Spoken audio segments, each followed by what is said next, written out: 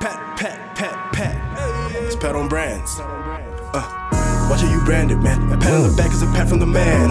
Let it be branded, man. A pat from the pat is a pat on the brand. If it's enormous, flawless, gorgeous, don't be cautious, cordless. Hello, everybody. Welcome to yet another exciting episode of the Pat on Brands podcast with Pat and Mpumi. Yeah. What's up? Welcome back, Pat, to episode, you said? 44. 44. Welcome, ladies and gentlemen, to another exciting episode of the Pat on Brands podcast with myself, Mpumi, and... Yeah, of course, Pat. That's a double intro.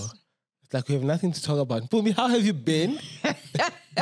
Hey, Jonga, I saw a meme that said that now we're at that point where we're saying, let's catch it after the holidays. Hey, let's recap. Let's circle back. And for some of us, is painful because we want the work now, guys. We want the briefs now.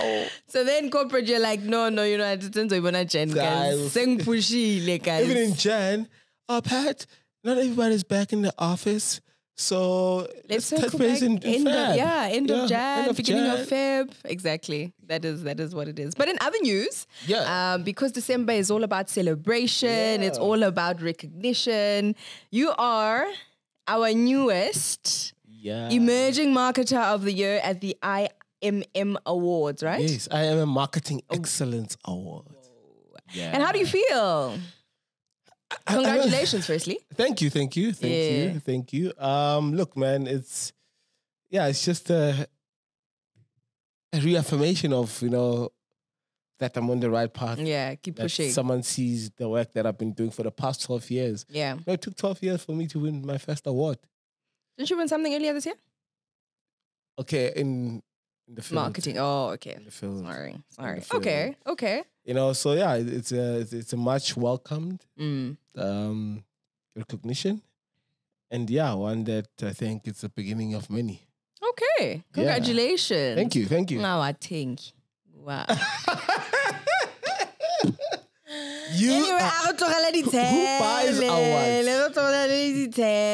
But congratulations for actually winning something that I know you were like, listen, I've been putting in the hours, so it would be nice. It would be nice, man. Yeah, but besides that, I mean, look, and what I like the most about this award, number one, is obviously for my passion for marketing, you know, which is really important to me. And another reason is that it's an industry thing, and we're independent judges. Yeah. You know, like you say. Yeah. There's no other. I didn't pay for this award. Yeah. You know? Yeah. Well, but anyways, congratulations. Thank you. We're super proud of you. And congratulations to the other winners, you know, because there were other winners, you know, including the Marketer of the Year, which is my next question. Yes. But when you're talking about Marketer of the Year, it was taken by Chantel Sombronos, who is the daughter to the founder of Chicken Licken. Yes. I don't know the name, but Mr. Sombronos. It's Sombronos. Yeah. It's the Sombronos. Yeah, that one. The late Sombronos. Yeah. It's quite nice, I think, to have a business that really grows within the family. You know, because I think a conversation we're having, you know, at home, and it was to say, you know, as we build these brands, what is the intention? And I think many at times, and I speak on a general basis, please, it's not even from every black business, but you'll find that, you know, because it's not, and I've always said my passion with business comes with sustainability because it's something you can hand over. Gotcha. And having worked within family-based businesses, for example, MSC Cruises, it's family-based, Estee Lauder, family-run, you know, in the executive spaces and so forth, is that it is something that you find nama in-laws are within the company. Yeah, what's bad? You know? Yeah. Whether it's governance-led or whatever department. Sobe in itself also, all the daughters, I think it was a nephew or a niece, is also within the company. So, you know, the beauty about these businesses I've come to realize, and also, I mean, there's another one that I know when we're speaking, it also carries the black brands, is a Inwele or hair and hair body care and type things, like Black Chick, I think, and so forth. Yeah. It is an Indian family, you know, that own. So, like, it is a continuous, you know, handing down. Whereas I think with us, though, I haven't and maybe it's something that we need to research in terms of, you know, these businesses that have been handed over where it's family related. Yeah. At such a large capacity, not because I think we do have it. Maybe we do have, maybe if it's woodwork, usbali, but then you find, because I've actually met people where you find somebody now has eaten the money. Now the business is going down, you know, so everybody has their personal agendas. And we have the notion mainly to say, you can't hlanganisa umndeni ne-business ngoba it's not going to end well. Yeah, but also, I mean, look, if you think about it as well, remember at the Pattern Brands Dialogues, when Julia spoke about the Italian heritage brands, and he said at the core of family. Of it is family. Absolutely. Is having what you call this? Is having family members always sitting at the top and being part of the critical decision making. You know, that really helps in terms of just sustaining the true essence of the brand and the longevity thereof. But to double tap on that, it still goes back to, and I don't know if it's the values of how we've been brought up. Is it maybe we are survival based, right? That, okay, eating one day what I can from myself first. I don't know. That's what I'm saying. I don't know. What is it? Is it a mindset shift? Because many a times you'd hear that, but you know, there's never thought of we do have a cousin or somebody who's not working. Let me bring them into the business. Interesting enough, just last night I was watching a podcast thing on YouTube, and Sibu was talking about Sibu Mapena, founder of Duma Collective. Was actually talking about her employing her family members and having her family members working in the business, in the business, you know, and I guess it depends on how you were raised, you know, at the core of it, how you guys relate to each other. Yeah. And if, for example, it runs in the family that here we work for our things. Yeah. No matter what. Yeah. You know, wherever you are, you're going to give it your best and you're going to work for your stuff. Then it becomes easily. And also when you get the bigger picture that if this business grows, I grow. Sure. You know, if this business becomes the next Estee Lauder, for example, I'll be fine. Yeah. You know? Yeah. And those are the dynamics. I mean, there's a lot of businesses, even I think Hilton Group, hotel group. You know? It's family. Yeah. Right. And I think, and also that's why then it becomes hard now, even when you talk of transformation and all these other things, because I mean, we watched, you know, all the ups and downs of this business. Yeah. And I watched my dad almost getting a heart attack trying to save this business. Yeah. And how dare you? You want to come and tell us to transform and demand and opportunities. Yeah. You know, that's why it becomes really hard to... I've never thought of it like that. To crack to crack it. Because whether we are black or white, business is hard. Business is stressful. You're going to come across people that are going to want to screw you up. Yeah. You know, you're going to lose some money. You're going to make wrong investments, bad decisions. It affects your marriage at home because you're always on the road, you're traveling and you're sacrificing you know, just to make this business boom. And you just have to give it up like that. Hence, I guess there's also resistance. And obviously, unless, you know, there's policies like BEE that then comes in and say, hey, you know, then obviously people are left with no choice but to... Sure. I've never thought of it like that. I think it maybe had come from a selfish perspective, but I think putting it that way makes absolute sense, you know, with monopolizing, you know, your space in that way. Yeah, but also at the same time, it's legacy, you know, and it starts small, you know. For example, where I grew up, there used to be like a cash and carry. I was going to say. You know, and that cash and carry was run by a Muslim family. Yes. And on weekends or school holidays, you'd be there. The kids are there working, and then it becomes part of it. Yeah. And also just people understanding Sure. You know, this is what feeds us. Sure. And if, like, for example, at home, you know, because my uncle didn't want to work for anyone, but he had a car. And we knew that when that car breaks down, you know, and because that car is what paid for my lunch at school, is what fed me and also you see when it's not working and the stress it brings in the family and on my and the stress it had on my uncle, you know, that's the most sort of basic way. Yes, my uncle didn't the business didn't grow up to become like how can I put an it? auto body, the Slangu auto body, or a fleet franchise of cars. But at the basic level, when other kids were playing soccer after school, if the car is broken, they knew. I used to take out gearboxes. Yeah.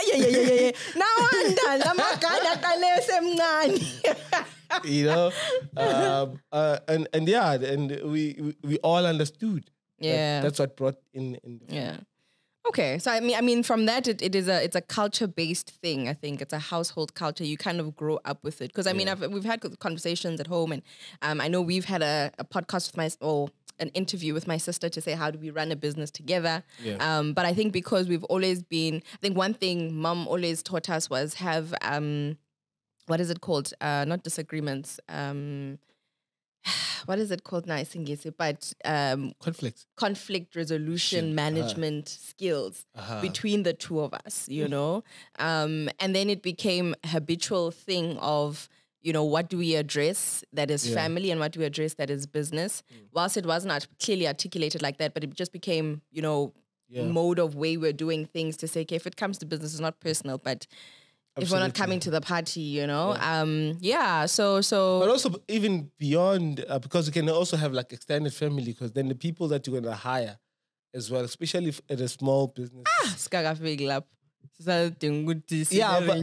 what I'm trying to say is, I think it's just having foresight. Absolutely. You know, even when you join a family-owned business, don't come with the attitude of saying, "Oh, it's not our business, it's the Sasha's business, whatever." Because when the business is small, when it grows, you grow with it, you know? And that's the foresight. It's just, I think, I mean, we have stories of just outside of family sort of run at the core, but you have people that have been working for someone for 80 years, for example, and they say this person has been loyal. Good, exactly, good to us. And I understand him, but also at the same time, I understand where the business is going.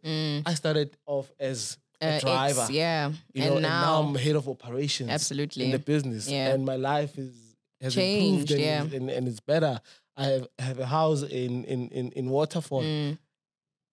You get my point? So those are some of the things, and I think where we are lacking as a people, it's just that foresight, you know, and that you are in charge of your career. Sure. Even if it's in a family-run business, as long as they treat you good. And I think for most part, we do try our best to treat our people the best way we know how and we can. And sometimes, or oftentimes, maybe they don't see it, or we just let down. Yeah, well, in other news, though, we have Trevor Noah. Yep. Uputa Tunywe to America, who is back in South Africa. We can't say he's back.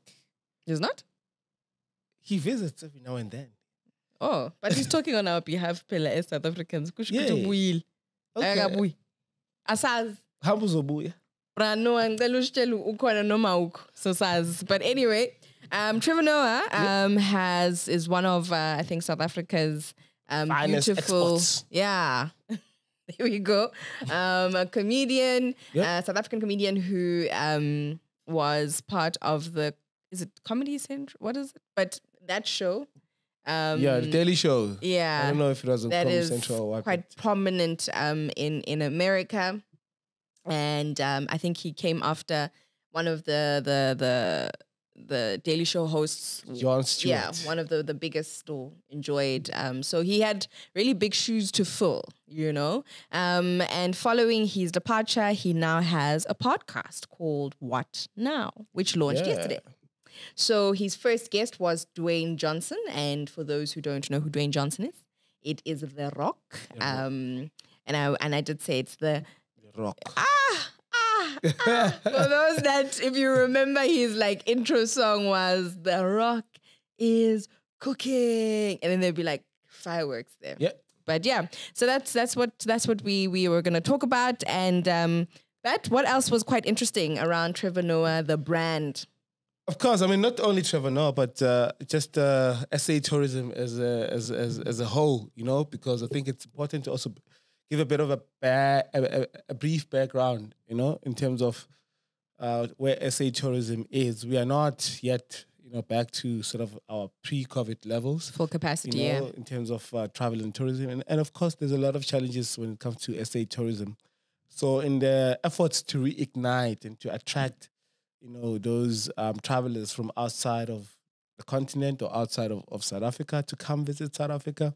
So TBCSA, which is the Tourism Business Council of South Africa, has partnered up with SA Tourism, you know, to sort of a campaign, an ad campaign, you know, to drive global tourism, to get people to come visit South Africa. And it's a beautiful piece of work. I'm not sure if you haven't seen it.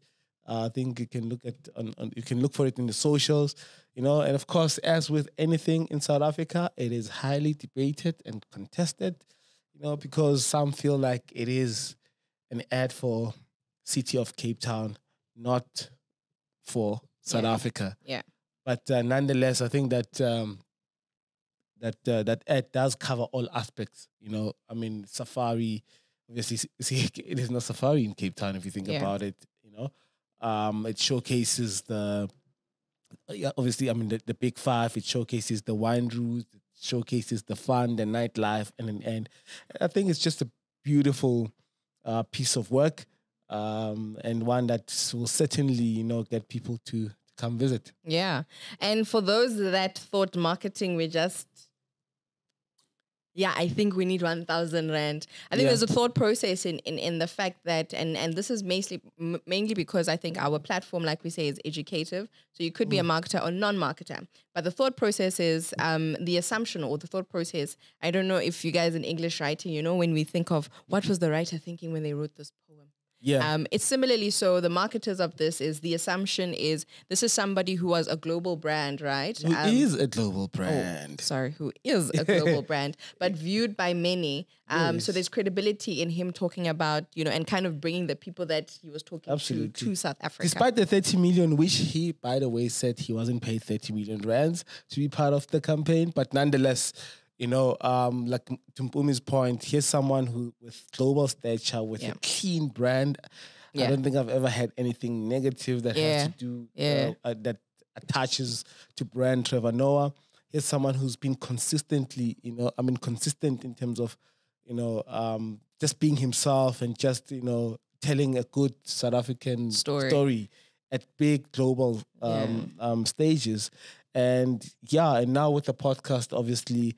On the other hand, actually, now that, you know, after we had a brief chat about this offline, was that because one would have thought that, you know, because the campaign launched on the same day as the podcast, right? And if I was TBCSA or the client, on the client side, I would have selfishly wanted him to just be about the brand SA or SA tourism campaign. Right, but on the other hand, given that in my understanding that he charges in dollars, and the rands are not as strong, you know, you have on the other hand Spotify with the dollars that's pumping the podcast, and pushing Trevor Noah, of course, and now you have this leverage of the attention that that other brand Spotify is also, you know, putting towards Trevor Noah, and it's a win-win in a way. Yeah, no, I agree. I think my notion was, and also having worked on there's one brand I've worked on where we kind of would overstimulate the brand. I think if it's one individual brand that can be. And in this instance, how I think I think the thought is that, like you say, there's already one brand that can drive Trevor Noah brand's what is it called? Reach, right? Yep. Whereas then you're limited in that capacity. But I also remember there's always this Jay-Z ad that I always refer to is I think because Jay-Z was dropping a book, right? Then they were like, okay, let's then amplify this book launch, right? Not because I think if Jay-Z were to drop a book and at the time that he dropped the book, it was going to be a bestseller, but it just was amplified because of that. And I think that was the notion that they took here is that the being a partnership. Yes, being partnership. Whereas here now they are saying, okay, cool. If we have, this global brand that is already going to be heard now, so not just visually, but now there's an audio platform that's going to be listening. And usually now, because podcast, as you know, has become quite visual, it would be quite great then to really partner up at that point in time when this person is a hit, right? So any news under them, and if you understand keyword searching, is that you'll see that anything that would be under Trevor Noah would pop up in that regard if the keyword searching is done correctly. And what I really love about this ad is that, I've seen some of the most influential, even businessmen, not just, people that are just for likes and all of that, just sharing this ad and just inviting people to come through and see South Africa for the beauty that it is. But also brand South Africa also has a challenge. Actually someone was at a conference earlier on this week, someone said something very interesting, that the younger people, how they view the country versus how the older generation views the country is completely different. So the older generation is more patriotic and more sort of optimistic about the country. And because of, at that time, the situations that they were in, and now there's betterment. But besides that, so the young people are not able to separate the government and the country.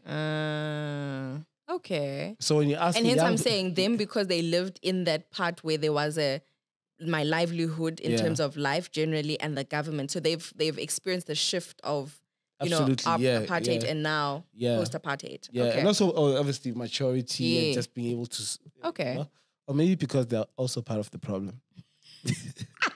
Hey, Agna separation. So are you giving is it a pat or a slap on your end? I don't know. But why would we be giving it a pat? What is the pat for here? That it was a good ad?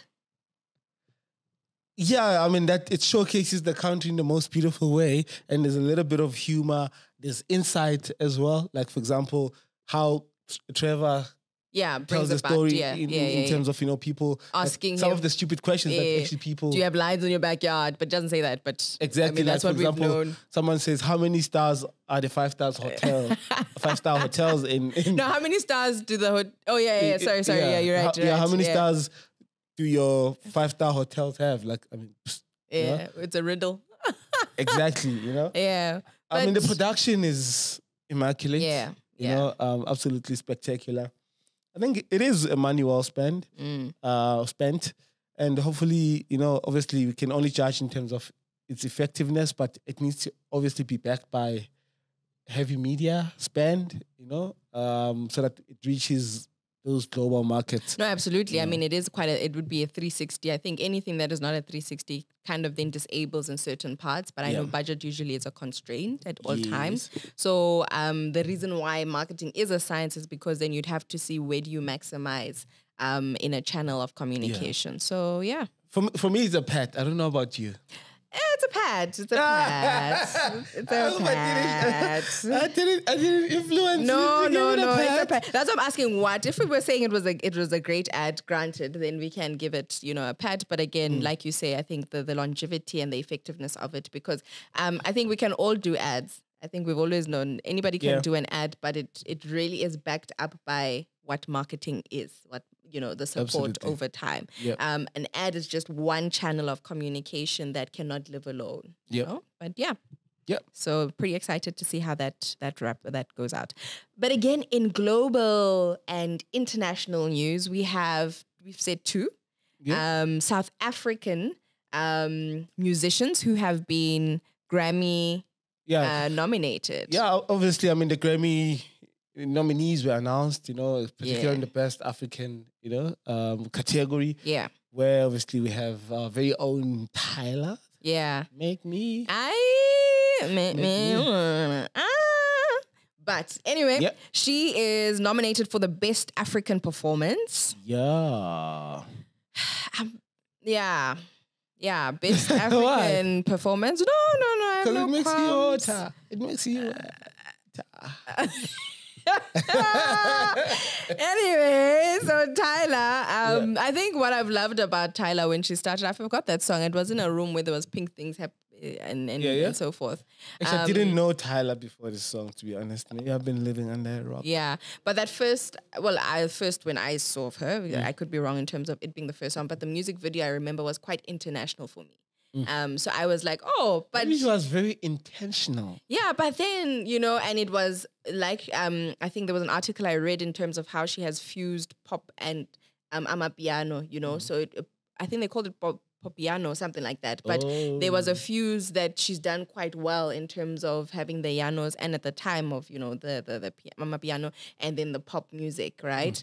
And I remember seeing that music video and having had a short stint in producing music videos at the time. I thought that was proper solid budget put together for a production, because I think in South Africa, I don't know, sometimes we take it for granted in terms of the music video, so we just slap bam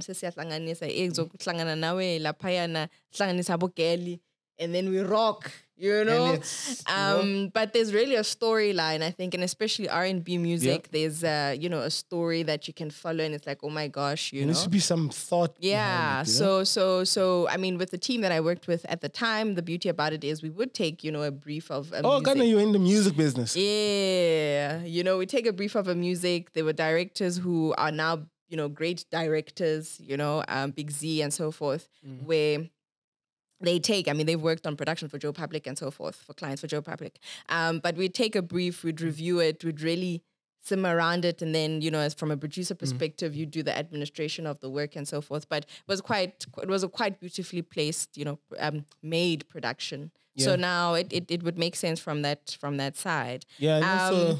And then we have then Unavailable, which is a chart-topping single, Got Davido, featuring Musa Keys, who's also known as I think Black Michael Jackson or something. No, it's a song of Michael Jackson. Oh, song of it's a Michael Jackson. I'm Changan. Bula Musa. Bamfana loya. Ngam deleli. So we have Musa Keys, also who is a Grammy nominee also. Yeah. I mean, we've spoken about the Grammys, I think, in our previous episodes and just as a brand. And that was when I think, what's the gentleman's name now? Oh, Zex Fontaine. There we go.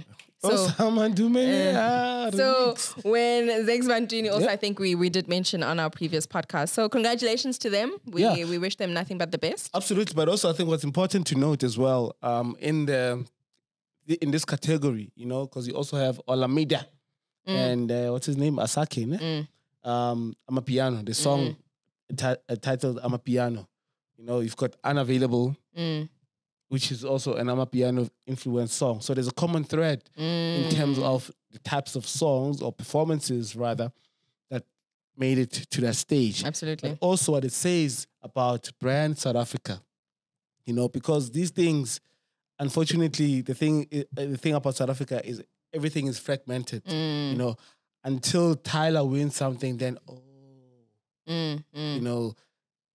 but we know that Amapiano as a genre. Now we're talking tourism. Yeah. Why isn't there a campaign that say if you are in New York and you jam for Amapiano, why don't you come experience it where it comes from? Yeah. And hear that original piano. I mean, even beyond that, I mean, we've seen dance culture move. I used to watch these dance people. I don't know if I had an incline to watch but I would find that, a South African then does go overseas or they come here. There's this other lady, I remember she's Senegalese, she's dark in complexion, but she lives in the UK, I believe, or something like that. If she's African, she'll be dark in complexion. No, but relatively like African, their melanin is like really strong. Yeah. Stronger than Pet. Yeah, and anyway, but when they meet up, it's such a joy, and it's almost that commonality. I know we've watched these Ugandan kids. There's a home. I just forgot the name.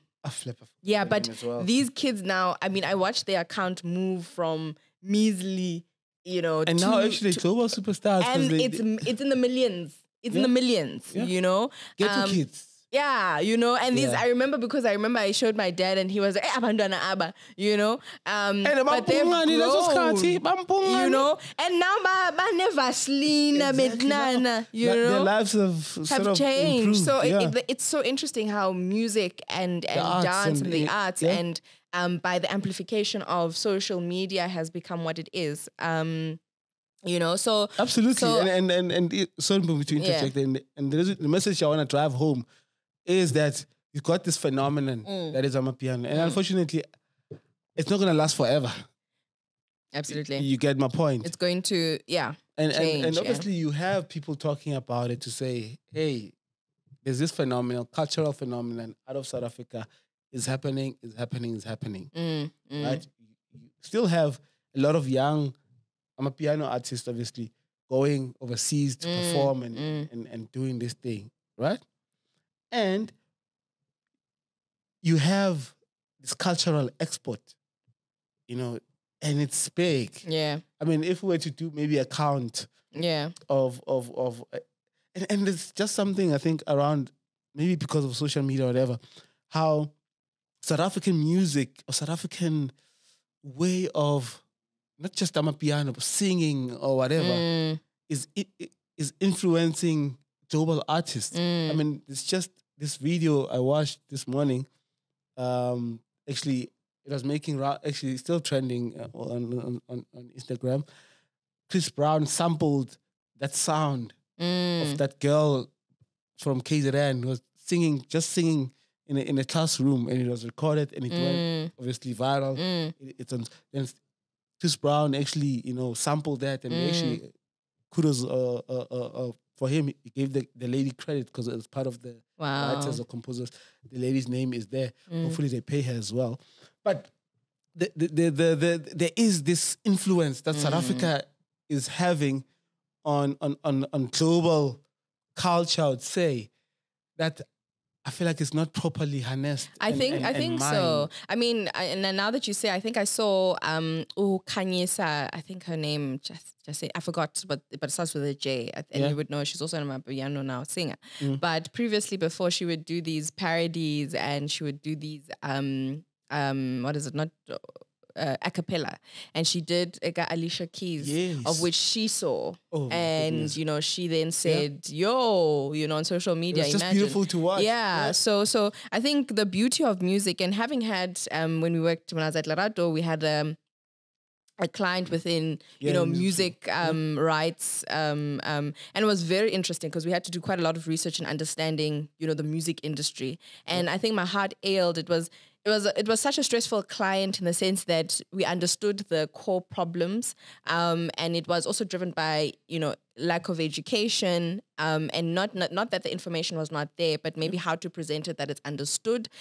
Also misconceptions of music industries that I record today, tomorrow I'm getting the monies, and also other additional, I think, institutional issues that were there that remained. But it is quite interesting that these people, and sometimes we're assuming that these people, because once they come or surface as, oh, now we know them, we don't know how long it took, because the assumption is that, say Roca, for all we know, they were garage DJs for 10 years, Absolutely. It's always the case, and that's what you see. But my wish is and I was at another conference this week, and there's a lady from a government department, whatever, and saying, the government is doing so much. Look at Amapiano, look at Springboks. One of the ladies in the audience say, hang on, lady.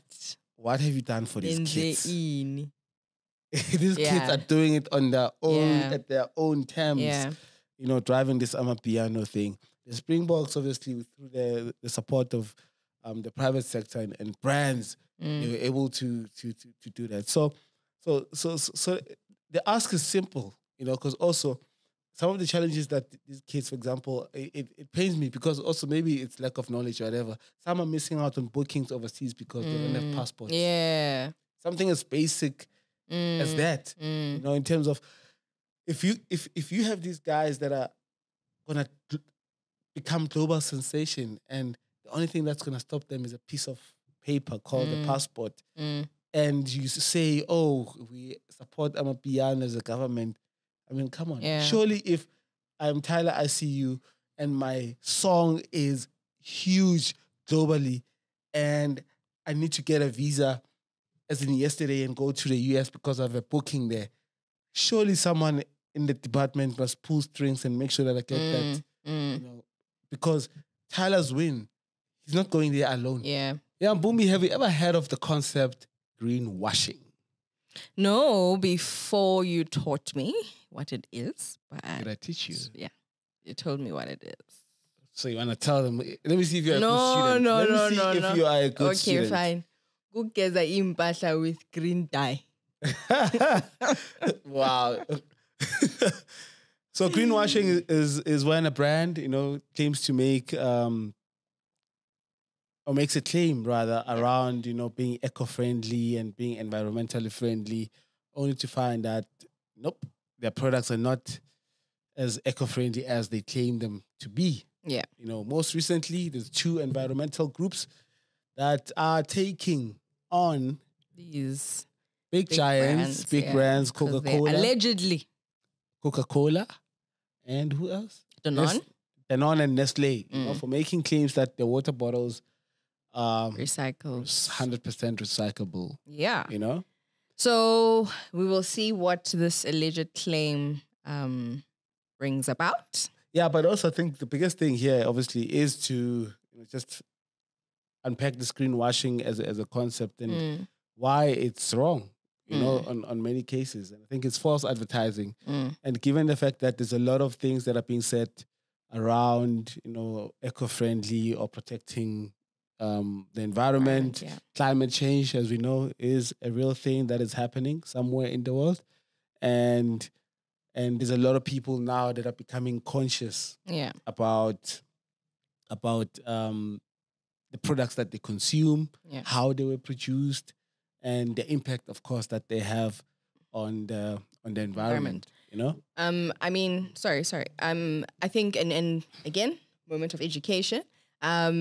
A company would be guided by KingCode, right? Yep. Of which then every corporate citizen, right? Remember, a business is a corporate KingCode, citizen. global or just South African? KingCode 4, I don't know. But I think it would be something that we all live Code by. of ethics. Yeah. Is that a brand would need to be environmentally, societal. So there's almost a responsibility to society, a responsibility to the environment, and then responsibility then within the corporate structure fraternity. So that is what guides a business, irrespective of how small or how big you are, right? Is that we all have a responsibility in terms of, and hence why the Employee Act and so forth, it is to make sure that we are upstanding citizens as a business, right? So instilling those values. And why, again, this then goes back to, and maybe to reiterate the wrongness of it is, besides the misleading, is that now you have said that this is what you're doing for the environment when in fact you are not. Yep. You know? So it is and very we do know that important. plastic is the biggest culprit when it comes to you know, the environment. Absolutely. And the new grouping that we do have within our segmenting is the Gen Zs. And apparently when we look at statistics, they are inclined to appreciate brands in terms of how they brand consumption is brands that actually have an environmental or something that they stand for, right? So the latter part of millennials and Gen Zs is really what they live by, is that brands that don't have, is the word altruistic? Yeah, who are just altruistic, but there's no intrinsic factor, you know, becomes, or vice versa, but becomes a brand that really it doesn't resonate with them because there isn't anything that they stand for. Yeah, they are said to be looking to work for companies that are, you know, responsible, you know, absolutely, towards the environment. Yeah, that take good care of their people. Yeah, you know, and that are flexible because when Gen Zs don't feel like working, they're not going to come to work.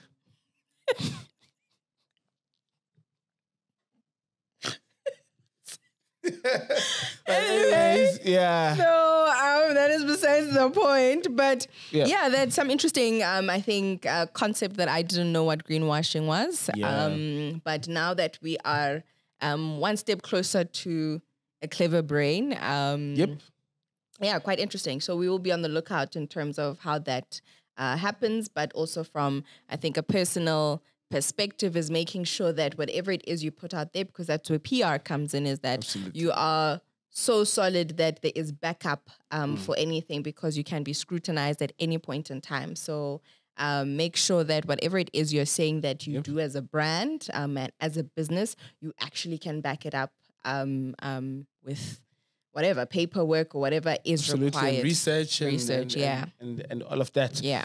And of course, obviously, that brings us to the end of the show. We hope you guys enjoyed it. If you did, give it a thumbs up. Yeah. Don't forget to subscribe, like, and switch on the notification. You know? Absolutely. Make sure to listen to us whenever. Make sure to share with your friends and family.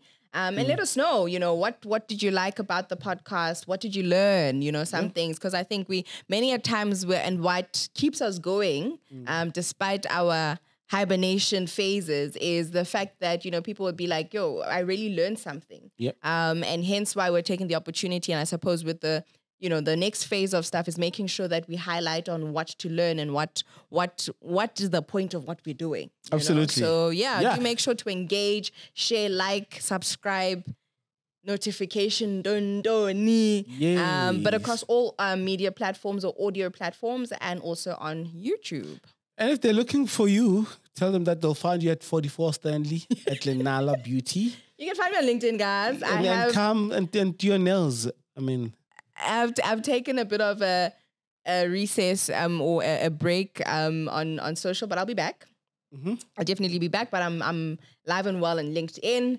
And also, much like Pat says, you'll find me at 44 Stanley to come tantalize your fingers and your toes. And if you are looking for me, you'll find me here. Where? At Lerato Agency. If you're looking for an agency that is dynamic, agile, and of course creative, and has a passion for crafting brands that people love, come to Lerato. Yeah, but deep, no. But from myself, Mpumi.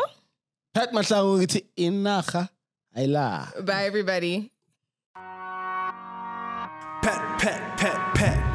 It's Pat on Brands. Watch how you branded, man. A pat on the back is a pat from the man. Better be branded, man. A pat from the pat is a pat on the brand. If it's enormous, flawless, gorgeous, don't be cautious, cordless.